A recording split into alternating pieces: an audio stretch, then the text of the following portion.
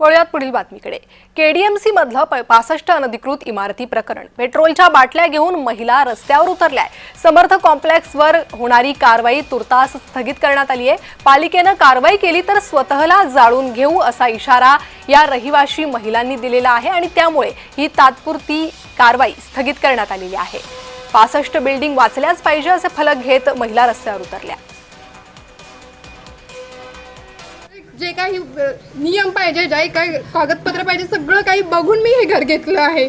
एवढं घेऊन जर हे असं सगळं होत असेल तर माझा 4 वर्षाचा मुलगा आता घाबरतो स्कूलला जायला, कारण की ते येऊन अनाउन्समेंट करतात, जोरजोरात ओरडतात की आम्ही तोडणार। आता तो मुलगा मला प्रश्न विचारतो मग काय हे सगळं, आता मी काय आन्सर करतो छोट्याशा 4 वर्षाच्या मुलाला? आता हे बाळाला घेऊन मी इथं उभी आहे, नाही सहन होते आता।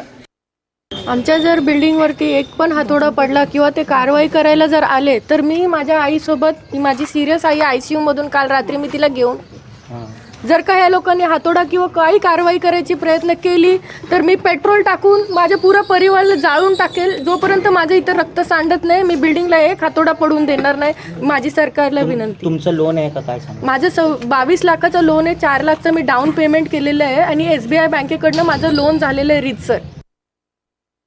ही जी ऑर्डर झाली आहे ही कोर्टाची ऑर्डर मल्हार हाईटच्या नावाने असताना समर्थ कृपा बिल्डिंग वरती कारवाई करण्याचा घाट जो केडीएमसीने घातलाय तो केडीएमसी यंत्रणेचा भोंगळ कारभार आहे।